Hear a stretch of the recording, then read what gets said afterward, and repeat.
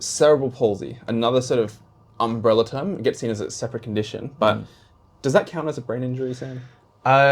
It does, but it differs a little bit from some of these acute brain injuries that we've been talking about. Because yes, it is brain damage at the time, in the moment, but it specifically happens at or around birth.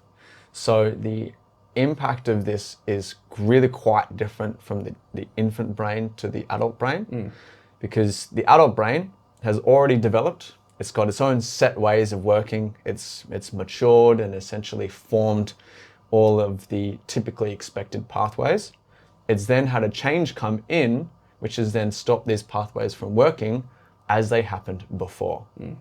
While in cerebral palsy, the brain has not yet gone through this, 18 to 25 years of development into the adult brain and hasn't formed all these pathways. So absolutely correct. It is quite different because yes, it happens at the time, but it changes how the brain develops. So it can have a similar presentation of symptoms to what some other acute brain injuries have, but the biggest change that it has is how the human body actually develops around the damage that has occurred.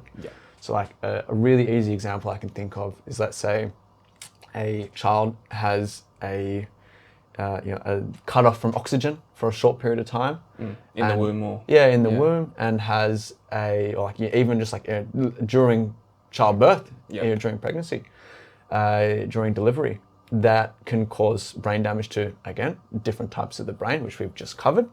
But an adult brain will typically have, we can say, this area of the body has been affected. We expect you to lose this level of functioning, and it'll be relatively similar presentation for most people. But in a child's brain, they're born. They then have to go through, the first early years of life. Their life experience is now going to be different if they had not sustained any brain damage. So then that essentially their presentation as they grow is going to change compared to a typically developing baby. So let's say, for example, we have mainly the frontal lobe gets impacted. Let's say starting to walk and stand becomes delayed. Then the body around this delay starts to develop with the delay. So let's say, for example, like our hip structure, because we don't do the walking, because of our body's inability to actually complete the action of standing, starts to have, our hips don't get the same level of formation as what someone who is starting to do the weight bearing does. And let's say we move that example further down the track.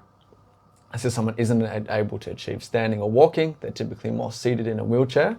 Their body will start to form into the position of seating for a much longer period of time because they don't have that same stimulus of being upright, tall, and weight bearing through the rest of their body.